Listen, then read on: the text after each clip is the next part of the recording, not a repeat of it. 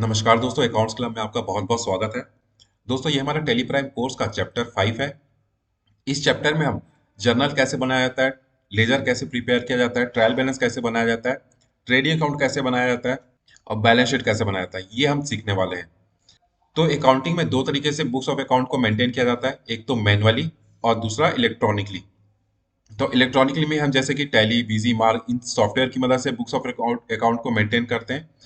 तो इस चैप्टर में हम बेसिकली क्या देखेंगे कि मैनुअली किस तरीके से बुक्स ऑफ अकाउंट को मेंटेन किया जाता है।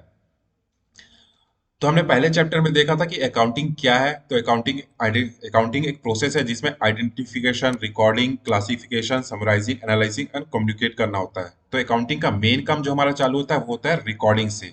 तो इसी में हम क्या करते हैं, जर्नल बनाते हैं।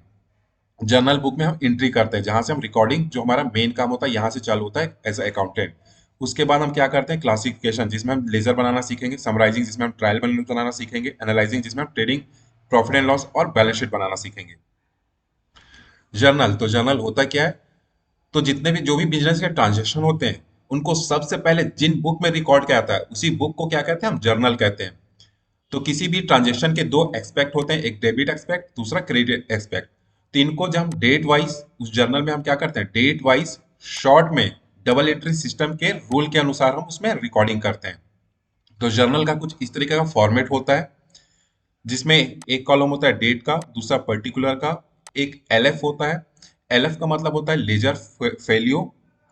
जो भी हम यहाँ पे हम जो रिकॉर्ड करते हैं इसको जब हम लेजर में ट्रांसफर करते हैं तो जिस पेज पे उसको लिखा जाता है, जिस पेज में उसका ट्रांसफर किया जाता है, उस पेज का नंबर यहाँ पे आता है।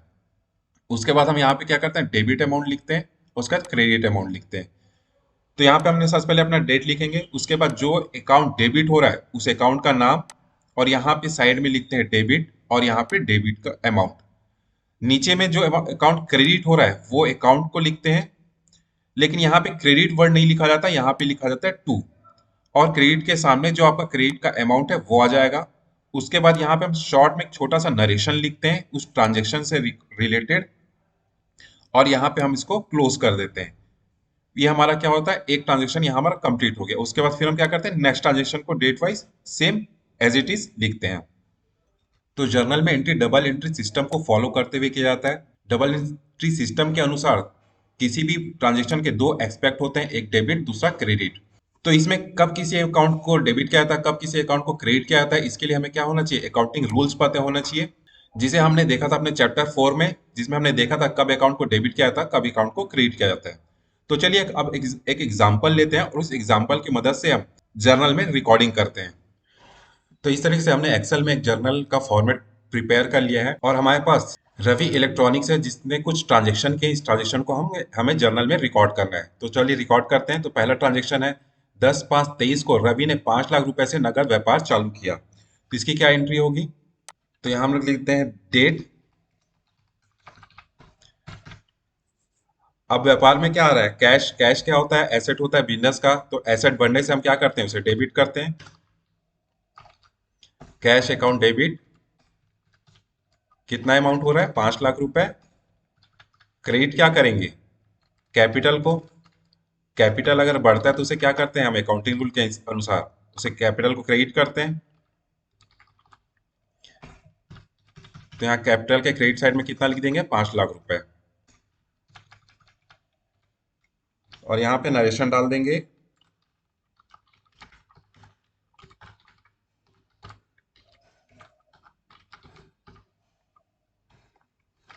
तो देखिए इस तरीके से हमारा पहला एंट्री कंप्लीट हो गया। चलिए अब दूसरा एंट्री देखते हैं। दूसरा एंट्री है 11/5/23 को सतीश मार्ट से नगद में 2 लाख रुपए का फर्नीचर खरीदा।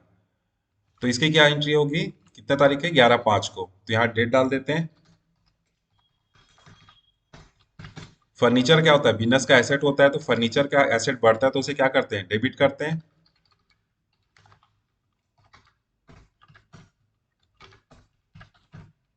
कितना, 2 लाख रुपए, डेबिट साइड लिख देंगे। क्रेडिट क्या होगा, कैश हमारा क्या होता है, एसेट होता है, और एसेट क्या हो रहा है, यहाँ पे कम हो रहा है। तो एसेट को क्या करेंगे, क्रेडिट करेंगे।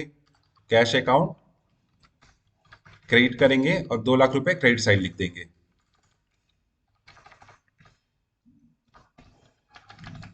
नीचे एक नरेशन डाल देंगे यहाँ पे हम।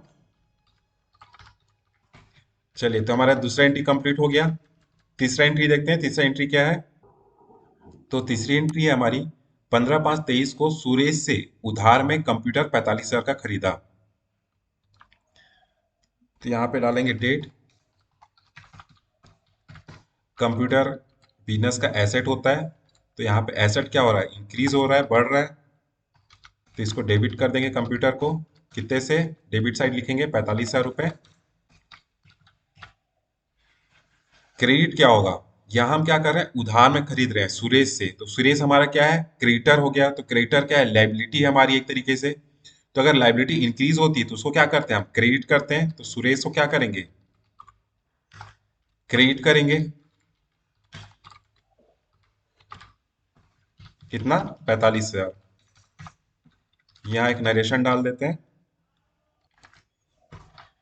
ठीक है, चलिए, तो एक एंट्री हो गई हमारी। चौथी एंट्री देखते हैं क्या है।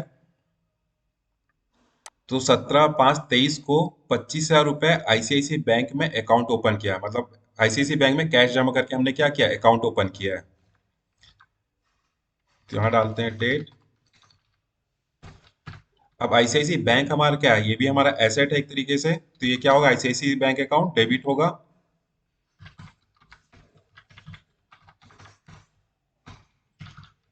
और कैश क्या है हमारा, कम हो रहा है, तो कैश अकाउंट को क्या करेंगे, क्रेडिट करेंगे।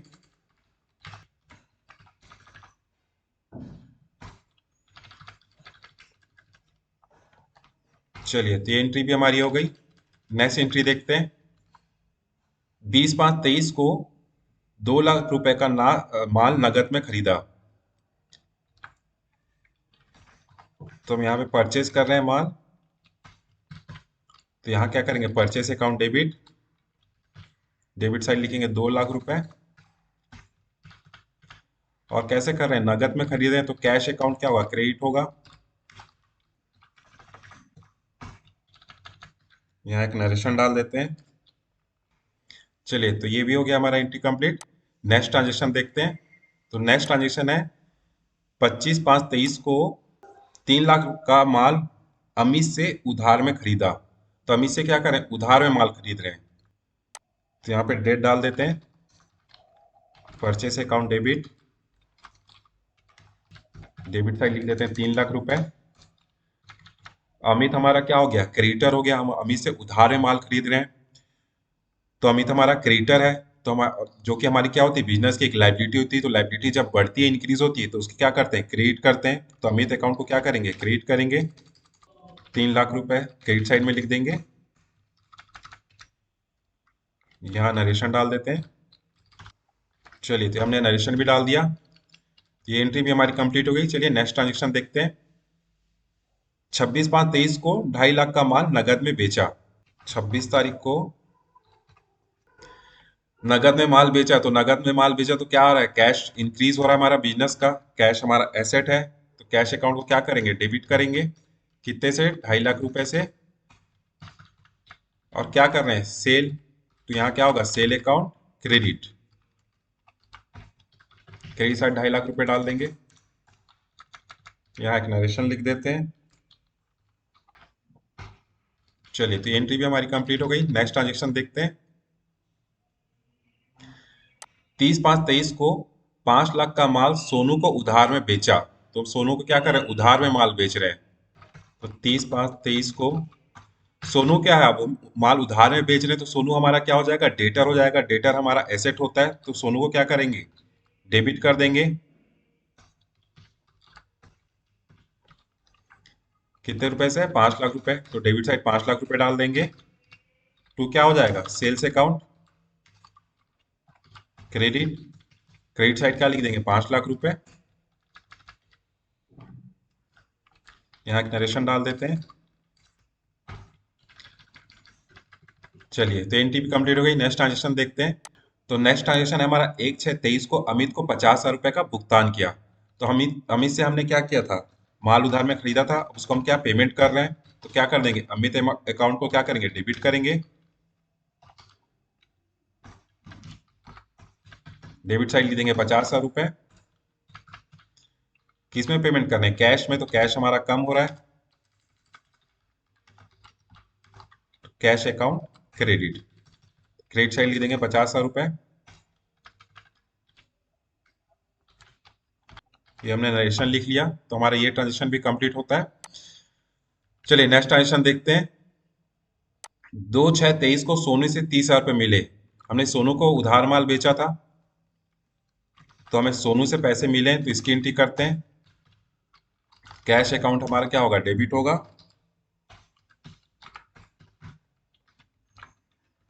30,000 रुपये। सोनू अकाउंट क्या होगा, क्रेडिट होगा।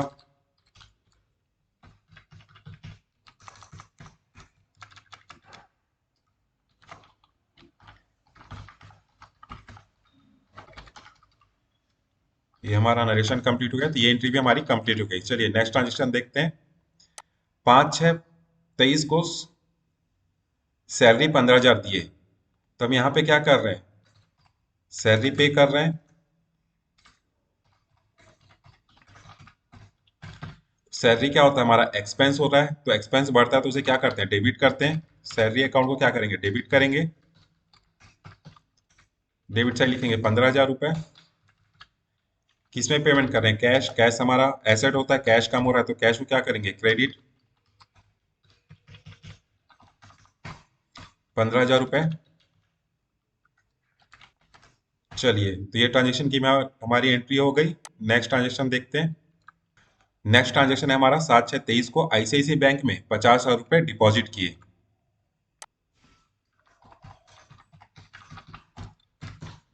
तो हमारा आईसीआईसीआई बैंक क्या एसेट है, तो आईसीआईसीआई बैंक हमारा बढ़ रहा है यहाँ पे, तो आईसीआईसीआई बैंक को क्या करेंगे, डेबिट करेंगे। डेबिट साइड लिखेंगे 50,000 रुपये।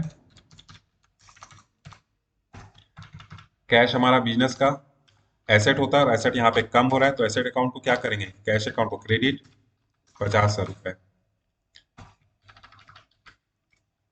यहाँ नरेशन डाल देते हैं। चलिए, तो इसकी भी एंट्री हो गई। नेक्स्ट ट्रांजेक्शन देखते हैं। 10/6/23 को इलेक्ट्रिसिटी बिल 1,500 रुपये का पेमेंट बैंक से किया। तो यहाँ हमारा, तो इलेक्ट्रिसिटी क्या होता है, हमारा एक्सपेंस होता है, तो एक्सपेंस बढ़ता है तो उसे क्या करते हैं, डेबिट करते हैं।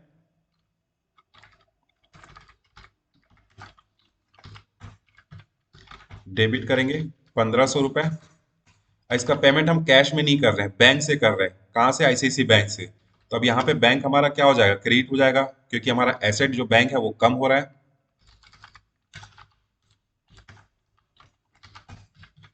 क्रेडिट साइड लिख देंगे 1,500 रुपये।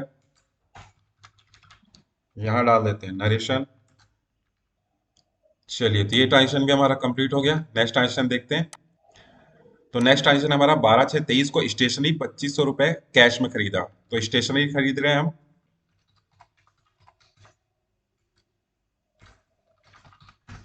स्टेशनरी क्या होता है, बिजनेस का एक्सपेंस होता है।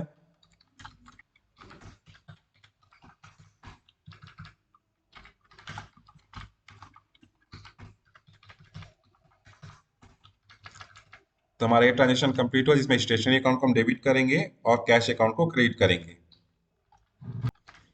चलिए, तो ये एंट्री भी हमारी कंप्लीट हो गई। नेक्स्ट ट्रांजेक्शन देखते हैं। तो हमारा नेक्स्ट ट्रांजेक्शन है 15/6/23 को कमीशन 10,000 बैंक में मिला।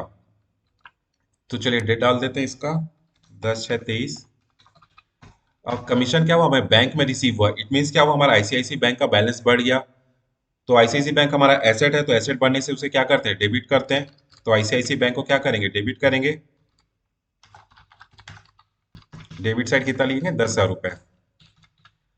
अब कमीशन हमें रिसीव हुआ है, इसमें से ये हमारा क्या हुआ, इनकम हुआ। तो इनकम के रूल, इनकम के केस में अकाउंटिंग का रूल क्या कहता है, जब भी हमें हमारा इनकम इंक्रीज होता है तो उसे क्या करते हैं, क्रेडिट करते हैं। तो यहाँ पे कमीशन को क्या करेंगे, क्रेडिट कर देंगे। क्रेडिट साइड लिख देंगे 10,000 रुपये। यहाँ डाल देते हैं हम नरेशन। चलिए, तो हमने सारे ट्रांजेक्शन की रिकॉर्ड क्या किया, जर्नल में कर लिया। आखिरी में हम यहाँ क्या करते हैं, अपना जो भी हमारा डेबिट बैलेंस है उसका टोटल करते हैं, और जो क्रेडिट बैलेंस है उसका टोटल करते हैं। दोनों का बैलेंस हमारे हमेशा क्या होना चाहिए, इक्वल होना चाहिए। तो इस वीडियो में हमने क्या देखा, जर्नल में किस तरह से रिकॉर्डिंग की जाती है। नेक्स्ट वीडियो में हम देखेंगे जर्नल से किस तरह से लेजर बनाया जाता है, लेजर से किस तरह से ट्रायल बैलेंस बनाया जाता है, और ट्रायल बैलेंस से किस तरह से trading account, profit and loss account और बैलेंस शीट बनाया जाता है।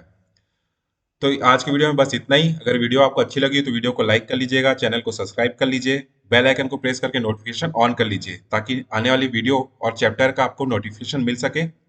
तब तक के लिए धन्यवाद। अपना ख्याल रखिए, पढ़ते रहिए, सीखते रहिए।